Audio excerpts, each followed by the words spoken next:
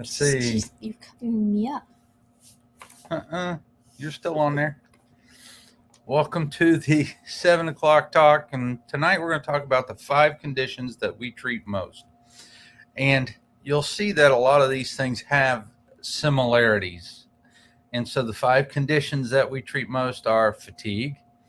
And this isn't politically correct, but my mentor says this the same way. He goes, the 5 conditions are fat, fatigue, digestive health, depression, and sex hormones. And so when you're looking at these things and you start to really dig in, the one that really kind of encompasses all of the others is the fatigue. And when you start to deal with fatigue, you have to remember, you have to realize that fatigue can come from your hormones. It can come from, in the hormonal range, you could be stressed and it could be cortisol. If you're female and you're getting to perimenopause, your estrogen can be down, your progesterone can be off. If you're a guy, it could be your testosterone. But then you got to start to dig in and figure out why these things happen. Because you can just give pellets and pills and stuff like that, but it's more important that you make sure that everything is working so that you can get rid of that stuff, right? You got to be able to metabolize it out, because if you don't metabolize it out, then it starts to also back up. The next thing, other than hormones, is your neurotransmitters, because if you don't feel good and if you're not thinking right and you're not in your right mind and you're cloudy and foggy and stuff like that, then you don't feel like doing anything. And what is one of the best things to battle fatigue and depression? Exercise. The number one, bar none, thing to help with depression and weight and fatigue is exercise. And so then if your neurotransmitters aren't hitting and aren't working, then you just aren't going to be in your right mind to do these things. And then last but not least are the mitochondria. And you got to really, really be careful and protect these little guys, because your mitochondria produce all of your energy. And think about this. If you aren't producing energy, and let's make the analogy that you have $100 and you have $150 worth of bills to pay, you're going to prioritize things. And that's what your body does with its energy. And so if you are low on energy, it will prioritize making energy over making hormones, or it will prioritize making energy over making neurotransmitters, or actually I should say neurotransmitters, because they come from here. And this stuff goes throughout, but usually, and did you read that thing I put on your thing about your desk about the psychiatrist? Because I didn't have time. She was running all day today. She had how many IVs to do? I had 3. 3 in the afternoon. So she was running left and right. But I didn't get there till late because I had stuff to do here. Yep, she was taking care of toys here. And so as we look at that and we think about that and we look at the fatigue, if you are overweight, the same things come into effect. If you can't produce enough energy to make your liver detox, then you're going to start to get things backed up into it. And so the same things come into play: your hormones, your neurotransmitters, and your mitochondria. Anything to add on any of those so far? How important are the hormones? I don't know why we call them sex hormones, because sex is one aspect. It is not everything, and it's not the end all be all, but it is an important part. But your hormones, they run a lot of stuff, and they make your goodness. If you're female, you have estrogen and you have progesterone and you have a cycle, and you've got to have this cycle in order, and you got to make sure it works. But you need testosterone too. Yeah, because if you don't have testosterone, you can't build muscle mass for sure, and you're not going to have energy. And for women, testosterone is linked to sex drive. But if you don't have progesterone and estrogen, then that's when women start to suffer from dryness and irritability and those types of things. And testosterone breaks down to progesterone, right? Testosterone will break down into estrogen. So these things are all related. And then the next thing that you start to look at is digestive health. Well, digestive health kind of encompasses all of that, because if you have an infection, your gut's going to break down, and if your gut breaks down, then you can't absorb the nutrients and minerals. And we've just seen that with you today with your GI map. And hi, Kathy said, ho hi. Miss Kathy, I did not forget about you. I just ran out of time and I just been racing. And thank you for the sign. Yes, thank you very much for the We sign. do need to call you though. And so we're probably going to see very similar things where Oh, we got off track. We were talking about my digestive health. Well, I was just going to say, we've seen today where Jessica has a fabulous diet. She sleeps well. We track our sleep. We do everything. But because of damage a long time ago, we still have to go through and do the repair. And you can't truly heal. You can't truly fix things unless you take care of that infection and take care of the leaky gut, the gut dysbiosis, all kind of simultaneously. It just depends on how healthy you are. And since she's pretty healthy, then we can actually address all of those things at the same time. well, and it wasn't even as bad as what it looked like. The little lady was quite impressed. Yeah. Oh, yeah. You can tell she's done a lot of work, because really the only thing we have to work on is the infection and diversification of the microbiome and increasing the number. And that, I mean, if you get your gut in check and in order, then you can do, it will forgive a lot of sins, because you can eat something and it's not going to irritate you, because it's not going to get through the secretory IgA. And so that's what we're working on. And it's funny, because we do a lot of physical exam and physical diagnoses. And if you look at somebody's tongue, that center crease in somebody who is gluten sensitive, it'll be really deep. Hers doesn't do that. No, but I'm absolutely sensitive. Oh yeah, But she's that just means I eat well around it. yes. So those are, so that's fat, fatigue, and we talked about digestive health. We touched on depression, because depression can be from the hormones. I mean, if your hormones are low, you are depressed, especially if you're female. Guys tend to have it too. That's just not something, knock wood, I've been cursed with. And it's also related to your digestion, because if you're not digesting properly, you're not getting your nutrients, and that's really is You're not getting your amino acids. what's the B's? B B's and the vitamins. amino acids, because your amino acids build Tryptophan. all your protein. And I forgot to show you that. There was a fabulous video today from one of my mentors, and he was talking about H. pylori. And we've seen several people now come low with tryptophan. And what ends up happening is H. pylori attacks the kynurenine pathway. I'm not saying that totally correct. Kynurenuric. Yes, what she said. But basically, that's how we make tryptophan. And it attacks that and it breaks it down. So then you can't take tryptophan out of your foods and make it. You can't take the amino acids and build it up. It's quite impressive how. So you have to treat the H. pylori before everything else comes online, right? Well, you have to treat the H. pylori and you have to heal the gut at the same time.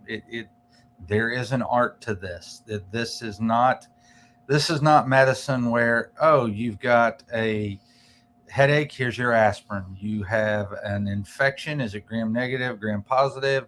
What antibiotic do we use? This is, hey, we got to pump the brakes on these things over here and allow your gut to heal. And we also need to treat this bacteria with some herbals and kill it low and slow so that it doesn't go into hiding. And Or you feed the good guys that kill out the bad guy. yep. But that takes longer, more discipline. And so but don't get me wrong, it's absolutely worth it, and it's a blast. And it's not like you're healthy and then you're not. Well, it's kind of fascinating, really, because it's really kind of like a game. Oh yeah, it's absolutely a game, because it's you not against nature, but it's you working with nature to get the outcome that you want. It's like playing the retirement game. Hey, I want to retire with X amount of dollars, and so how can I do this? What do I need to put into place to do that? So once again, and then when the depression, let's actually touch for just a couple more minutes on the mitochondria. How are the mitochondria damaged? Well, you can check 8-hydroxydeoxyguanine, and that's actually in one of the tests that we do, and that is an indicator of DNA damage. The more that you have, the more DNA damage you have. But ultimately, that is a sign of oxidative stress, and oxidative stress is a fancy way of saying inflammation. I know all about that. Yeah. Miss Jess has been researching hot and heavy on inflammation and stealth infections and everything else. So Dr. Google was giving her the worst case scenario of everything. Yeah, I'm way much better. I'm way better than I thought I was.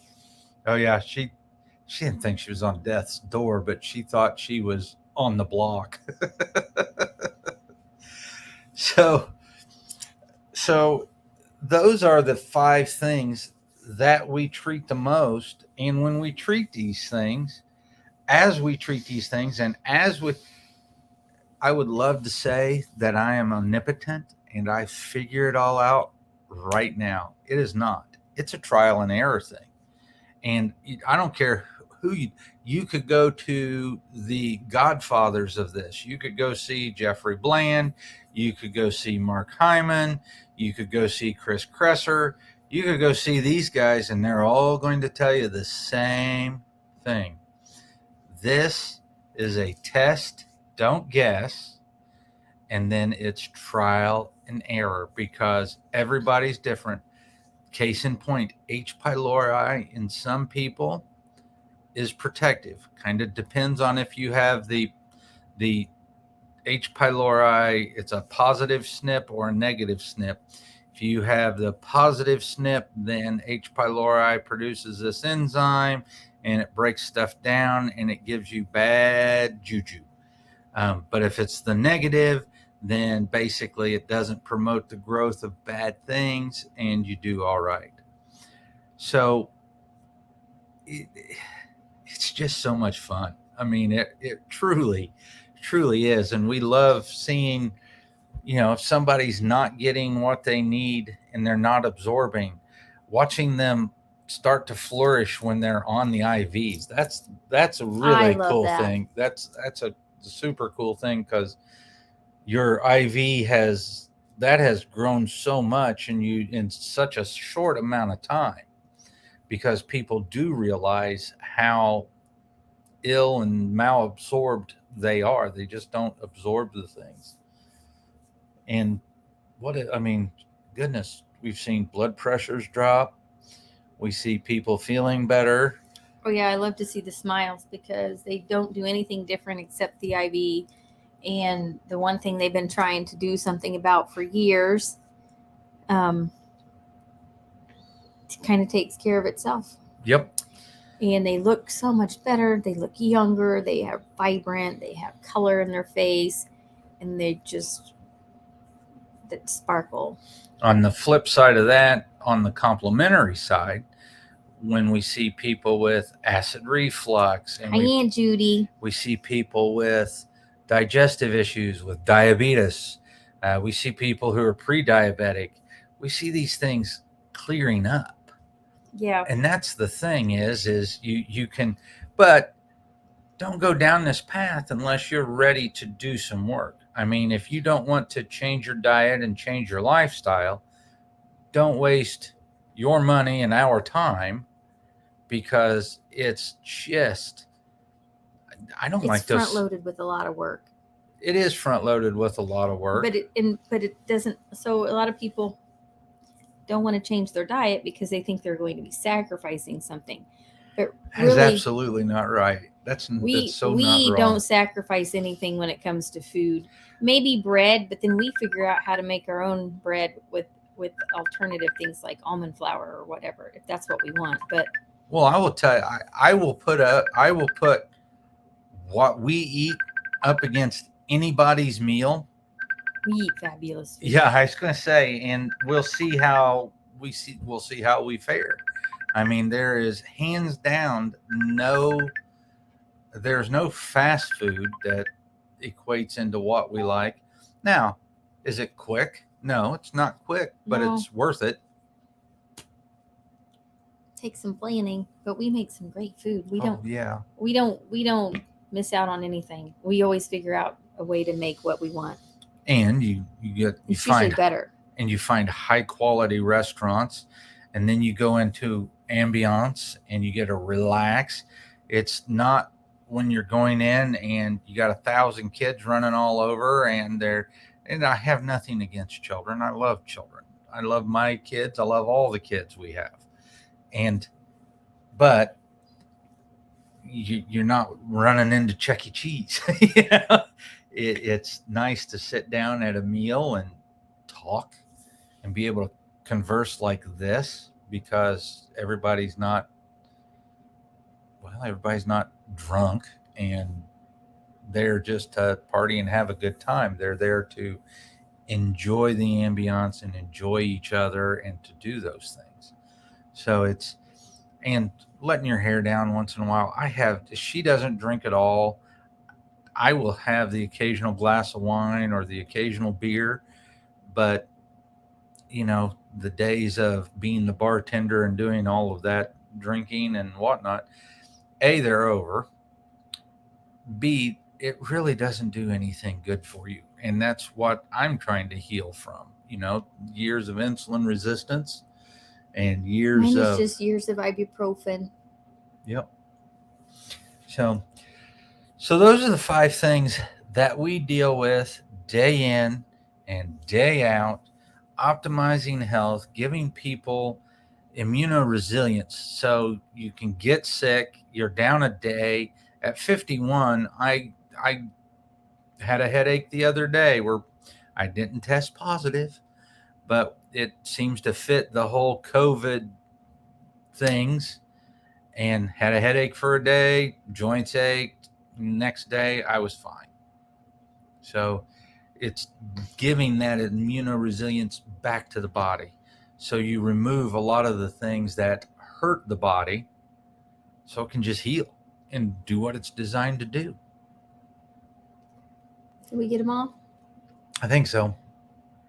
I had diarrhea of the mouth. I just kept on talking. Oh, well, here, let's give you a few things that you can do just to help yourselves. So if you want to start a healthy lifestyle, your immune system is literally powered by fruits and vegetables, by polyphenols and bioflavonoids. Juice, go down to the farmer's market and go get carrots and celery and squash and fruits and tomatoes, and I don't care what, juice those fruits, and that gives you the polyphenols and the bioflavonoids in mass, and that helps. And think about the amount of vitamin C. So when we were talking about the mitochondria, the things that hurt the mitochondria are the oxidative stress And what do you want for oxidative stress? Antioxidants. You are brain dead. Yeah, I am. You worked so hard I today. did. So Give you're him some glutathione. Yeah. Give me some glutathione. glutathione, vitamin C. You can take juice vegetables and drink it. I prefer if you also get the fiber in, but just for the amino acids and the vitamin C and the antioxidants and the other polyphenols and bioflavonoids, you can juice vegetables and just drink it. Lifestyle changes. You absolutely have to be getting between 7 and 8 hours. That's where you hear that 7.5 hours of sleep. It's plus or minus 30 minutes. These are the 5 pillars to health that we talk about all the time.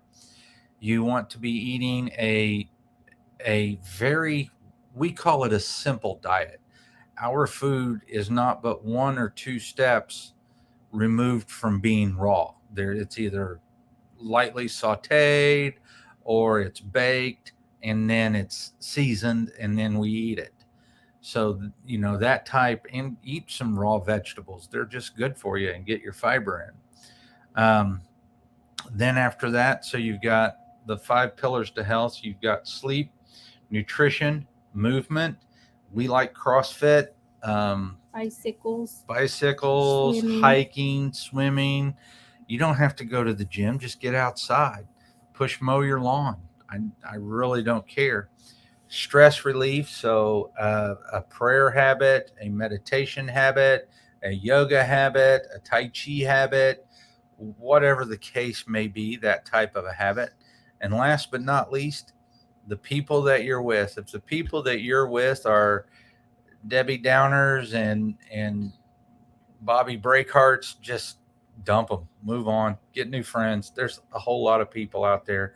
You don't have to hang with schlep rocks, as I call them. So you just move on. And those are the things that are the lifestyle changes that are the base. And then lots of water, half of your body weight in ounces of water.